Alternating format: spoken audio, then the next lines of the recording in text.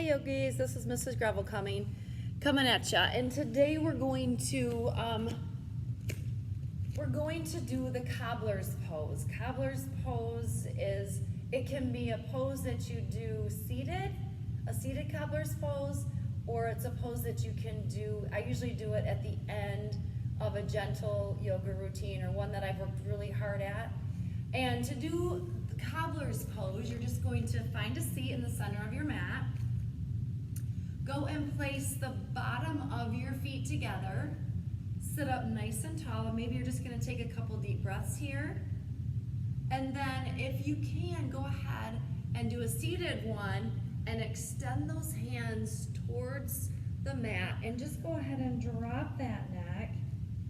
You're getting a great stretch in your lower back, in your hip joints, and also in your groin muscle. So this is called Cobbler's Pose. Another word you guys used to call this butterfly pose. So when you're in this pose, we don't necessarily butterfly our legs up and down like we used to when we were warming up for elementary soccer or something like that. We're just gonna place the bottom of our feet together, walk our hands to the front of our mat, and we're just gonna hold this. Oh, let's hold it for 3 really long breaths.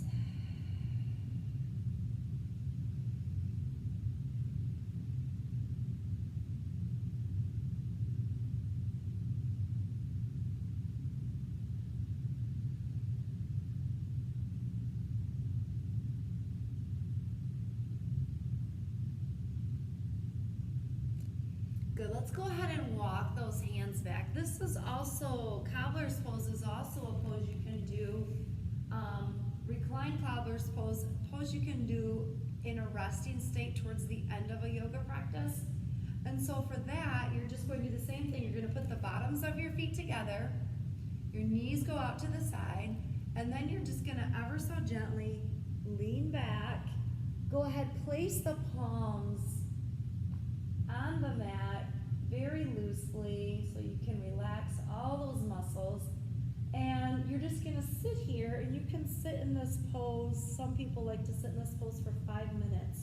So gravity is gently pulling down our legs, stretching out our groin muscles.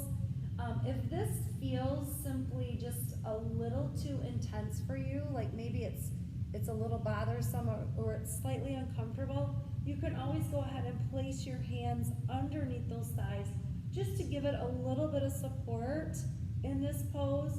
And maybe you only want to hold this pose for 30 seconds. Maybe that's enough for you. Maybe sitting here with your arms out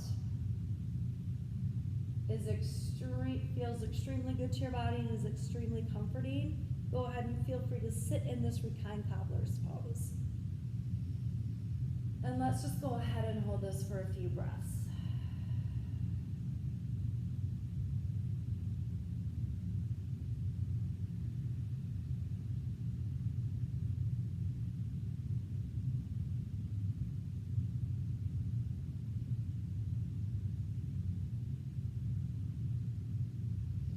Good. And let's go ahead and just ever so gently bring our knees together, and let's just come back up to seated. So if you are in sports skills class, I sent this video to you as well because I really think it's a great stretch for you to do, whether you're a soccer player, a football player, a wrestler, whether you just like to skateboard. Maybe you don't play a sport at school. This is a great stretch for you to do to prevent injury. Make sure your muscles are warmed up before you do it. With some jogging in place, some jumping jacks, something like that to get the blood flow into the muscles. And then reclined Cobbler's Pose is a great pose for you to do, or even just a seated Cobbler's Pose. Okay? I hope you get to incorporate this into your yoga routine for yogis and for sports skills into your everyday stretches that you do before a sport, before a game, maybe it's before bedtime, or in the morning when you're just waking up. Have a wonderful day. See you next time.